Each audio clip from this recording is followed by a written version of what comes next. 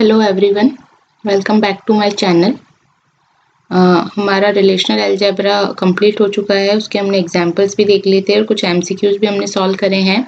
आज हमारा टॉपिक होने वाला है SQL, structured query language. Structured query language जो टॉपिक है वो कॉम्पिटिटिव एग्जाम के रिस्पेक्ट में बहुत इंपॉर्टेंट टॉपिक है, क्योंकि बहुत सारे क्वेश्चंस एसक्यूएल में कवर हो जाते हैं।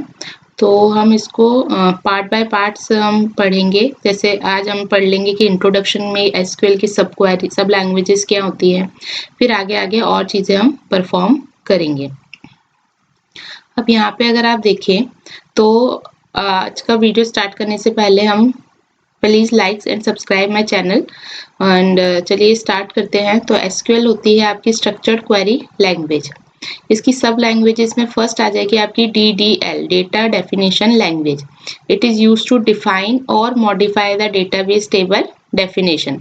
ये किस लिए यूज होगी? Define and modify. इसके अंदर ऑपरेशंस क्या आ जाते हैं? जैसे क्रिएट टेबल हो गई, ड्रॉप टेबल हो गया या ऑल्टर टेबल हो गया।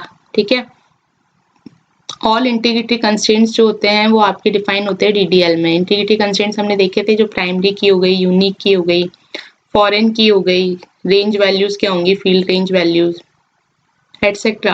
ये सब आपके किस में आएंगे? डेटा डेफिनेशन लैंग्वेज में। दूसरी जो लैंग्वेज होती है वो होती है डेटा मॉडिफिकेशन लैंग्वेज। इसमें आप मॉडिफाई करते हो डेटाबेस के रिकॉर्ड्स को। ठीक है, देखो डेटाबेस के रिकॉर्ड्स मॉडिफाई होंगे लेकिन टेबल का स्ट्रक्चर मॉडिफाई नहीं होगा इसके अंदर। ठीक है, जबकि इसके अंदर जो होता है डेटाबेस का जो टेबल है उसकी डेफिनेशन को डिफाइन करने और मॉडिफाई करने के लिए यूज होती है DDL, और DML जो होती है वो यूज होती है डेटाबेस के रिकॉर्ड्स को मॉडिफाई करने के लिए। ठीक है, तो इसके अंदर जो कीवर्ड्स यूज होते हैं वो होते हैं इंसर्ट इनटू हो गया, delete from T name, table name, update table name, set. तो ये सारे जो ऑपरेशंस हैं ये आपके हो जाएंगे डेटा मॉडिफिकेशन लैंग्वेज में।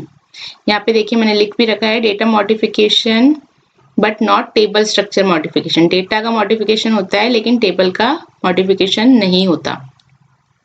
DML जो होती है वो यूज करती है फिजिकल एड्रेसिंग को डेटा की to modify the record. So DML uses the physical addressing of the data to modify the records. अब स्ट्रक्चर क्वेरी लैंग्वेज की हम बात करें तो इसमें जो यूजर होता है वो होता है DBA, डेटाबेस एडमिनिस्ट्रेटर। इसका रोल क्या होता है? It is database administrator will planning, design और implementation of the database. It is a high sophisticated user. It is responsible for effective uses of database. It assigns the security to user.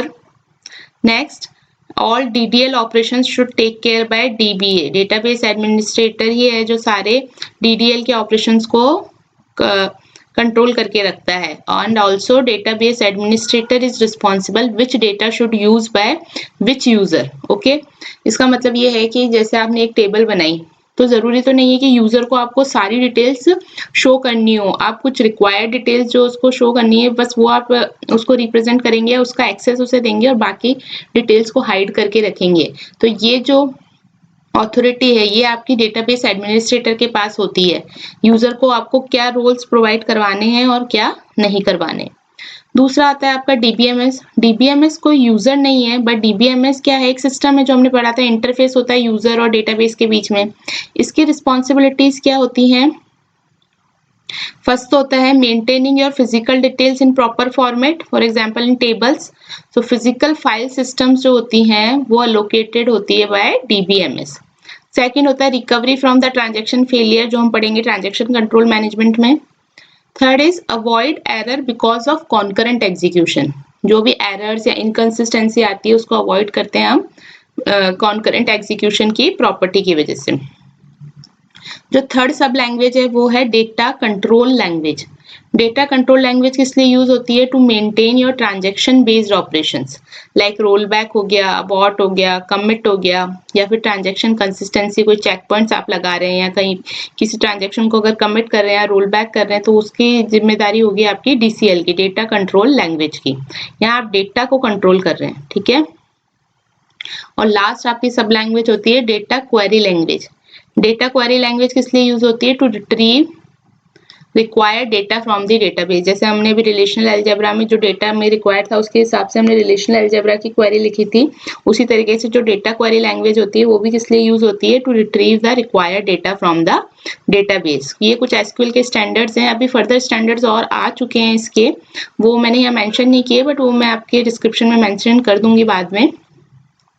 तो this is the introduction of SQL. यहाँ पे सब languages के ऊपर भी questions आ जाते हैं कि डीडीएल क्या करता है, या जैसे वो बता देंगे कि भाई कोई टेबल है इसको हमें मॉडिफाई करनी है, हमें डिफाइन करनी है, तो उसके लिए आपको कौन सी सब लैंग्वेज यूज करनी होगी। तो आपको डीडीएल, डीएमएल, डीसीएल और डीक्यूएल इन चारों का डिफरेंस अच्छे से पता होना चाहिए, क्योंकि इससे बहुत इजीली मार्क्स आ जाते हैं, क्योंकि इसमें बहुत ज़्यादा मॉडिफिकेशन नहीं है। बस आपको इनके कीवर्ड्स याद होने चाहिए और इनके एक्चुअल में किसका रोल क्या है वो आपको अच्छे से पता होना चाहिए। तो इसमें क्वेश्चन बहुत इजीली सॉल्व हो जाते हैं। तो this is the introduction of SQL. I hope आपको ये समझ आया होगा। नेक्स्ट लेक्चर में हम पढ़ेंगे comparison between SQL and relational algebra. So thank you everyone, and please like and subscribe my channel.